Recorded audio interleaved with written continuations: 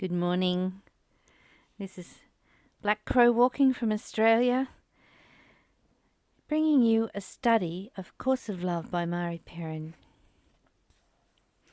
Today we're up to chapter 7, which is about withholding, and we're up to verse 3. Comparison of one thing to another. A comparison that seeks out differences and magnifies them and names one thing this and one thing that is the basis of all learning in your world. It is based on contrast and opposites and on separating into groups and species. Not only is each individual distinct and separate, but so too are groups of individuals, pieces of land, systems, and organizations. The natural world and the mechanistic world, heaven and earth, divine and human. In order to identify yourself in this world, you have had to withhold a piece of yourself and say of this piece, "This is what makes me uniquely who I am." Without this piece of yourself that you have determined to be unique, your existence would seem to serve even less purpose than it does now. Thus, that which is most separate, or that which you have determined separates you the most, is that which you value most highly. This one thought constitutes a thought system in and of itself, for it is the primary thought by which you live your life. Your effort goes into maintaining this illusion that which you are must be protected, and that your protection rests on holding this piece of yourself separate. Like the love you set aside for this world, this thought too is one that can be used, for it recognizes that you are as apart from this world as love is. The harsh reality of the world may claim your body and your time, but this one piece of yourself that you have set aside, you allow it not to claim. This piece is held within your heart, and it is this piece with which we now will work. All right, so this book is it's a channeled book, and it's about getting you out of your head and into your heart space. So comparison or comparing mind is comparing one thing to another and making a judgment about it. A comparison that seeks out differences and magnifies them and names one thing this and one thing that. The difference is magnified in your mind to be set apart from something else. And yet we are all one formless being experiencing life in form. You are not your personality. You are not what you do. You are not the labels and the identification that you like to put on yourself. That's not who you are. You are a formless being inside a body, which is your vehicle. And this is a beautiful vehicle and must be kept in good condition in order for it to function at its best for you. So comparison of one thing to another, and comparison that seeks out differences and magnifies them and names one thing this and one thing that, is the basis of all learning in your world. Take a breath. Do you want to come from your mind, which is completely trained for separation, for illusion, for pain? Or do you want to come from your heart, where comparison isn't necessary? It is based on contrast and opposites, and on separating into groups and species. You know, the same energy that's in me is in you. The same energy that is in you is in the elephant and the tree and the lake and the dog and the cat. We're all formless beings, not individualized, but one energy, experiencing life in form in many, many forms. Co-creating with that life force, that energy plasma that is within you. Co-creating so that everything is the same energy experiencing. Everything is experiencing all at the same time. We're all learning collectively. We are the collective consciousness learning. It is based on contrast and opposites of separating into groups and species. Not only is each individual distinct and separate, but so too are groups of individuals, pieces of land, systems and organizations, the natural world and the mechanical world, heaven and earth, divine and human. What if, just for a moment, we didn't individualize anything? We didn't identify anything. We didn't label it. We didn't put it into a system or an organization. We didn't see it as this is this and that is that.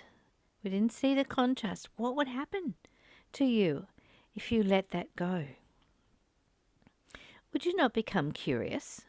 Would you not become fascinated with everything again? Because you don't know it. You may have learned with your mind from somebody else's mind what things are, and then you don't give them another thought.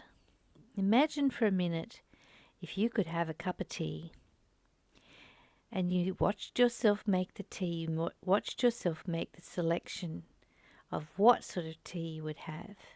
And then you opened the fridge and you took the milk out and you got some sugar if that's what you do. And you poured the hot water into the tea, over the tea bag. And you watched the tea bag absorb the water and begin to give off its fragrance, its essence, its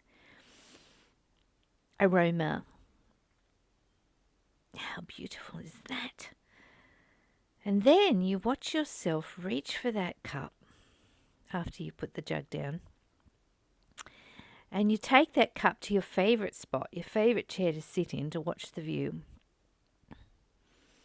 And instead of watching the view, just for a moment, watch yourself raise that cup to your lips and truly experience tasting, feeling the liquid in your mouth, feeling the weight of the cup in your hand, noticing what your hands are doing. What if we could live every day like that, with total awareness of what is in this moment? And we didn't have to do that exhausting thing that the mind wants to do, of running around, labeling everything, categorizing it, putting it in a box, saying this is how it is, and then forgetting about it for the rest of our lives because we already know what that is. In order to identify yourself in this world, you have had to withhold a piece of yourself and say of this piece, this is what makes me uniquely who I am.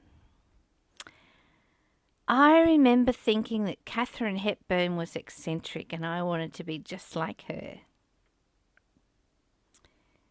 Isn't that funny?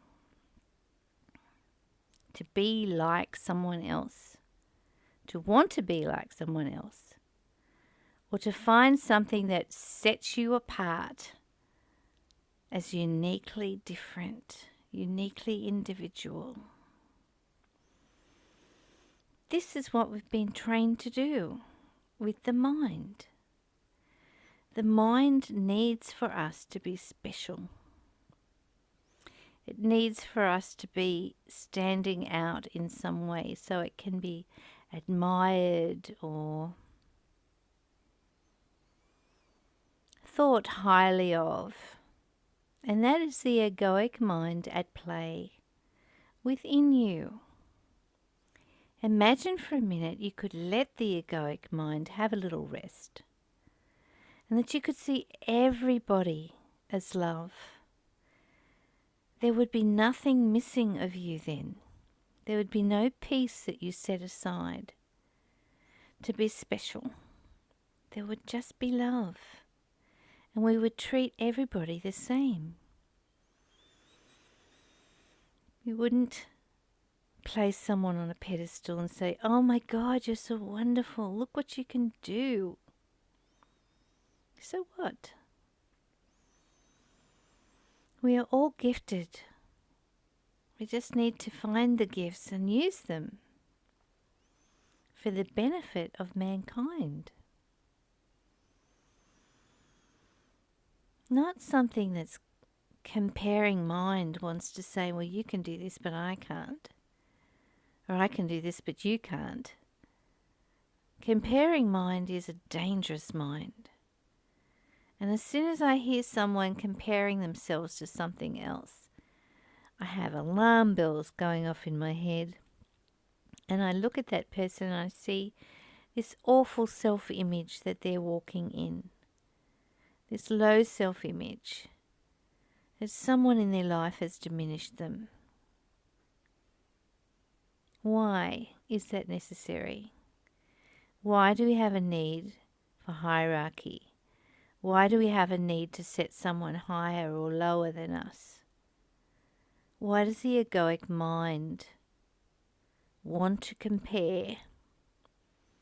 It's cruel.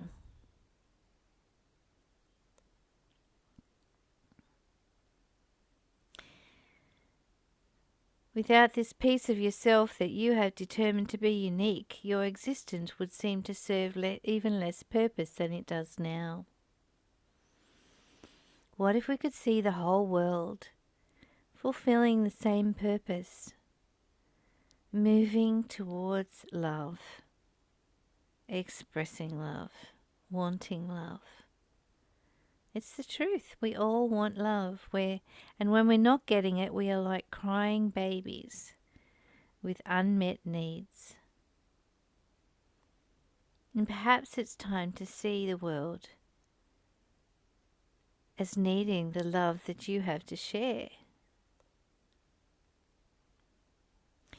Thus, that which is most separate, or that which you have determined separates you the most, is that which you value most highly. Your egoic mind values it. Your egoic mind is feeding off it, saying, "Hey, look at me, I'm okay, I'm good enough." We're all good enough, and you've always been good enough, no matter what you do. This one thought constitutes a thought system in and of itself, for it is the primary thought by which you live your life, going to work every day to achieve looking after your family, achieve prestige, achieve admiration, achieve what is it that you're getting from it? I'm not saying don't go to work. I'm just saying, what are you doing it for? Have you ever questioned, why am I doing this? What do I get out of it? What does it bring me? Questions are wonderful. Your effort goes into maintaining this illusion that that what you are must be protected, and that you set aside from this world. This thought too is one that can be used, for it recognizes that you are apart from this world as love is. The harsh realities of the world can claim your body and your time, but this one piece of yourself that you have set aside, you allow it not to claim. This piece is held within your heart, and it is this piece with which we will now work. So I'm imagining over this chapter we'll be working on that piece of yourself that you've set apart and you're not giving the world. And what piece of that is you? Perhaps it's your natural state of happiness, peace and freedom. Perhaps it's your truth of looking for love inside yourself rather than outside yourself. When you look for love from everybody else, instead of giving it to yourself, you're not giving yourself your own love. And when you give yourself your own love, there is so much love there for everyone else. It just flows from you. Start the internal journey. Come back to you. Ask those amazing questions. Who am I? Why am I here? What is my purpose? This starts the journey. But when you realize that love is all there is, and it's the only thing worth doing, come back to self-love and build yourself up.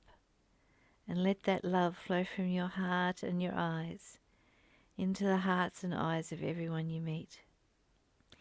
I love you. Until we meet again tomorrow. Bye for now.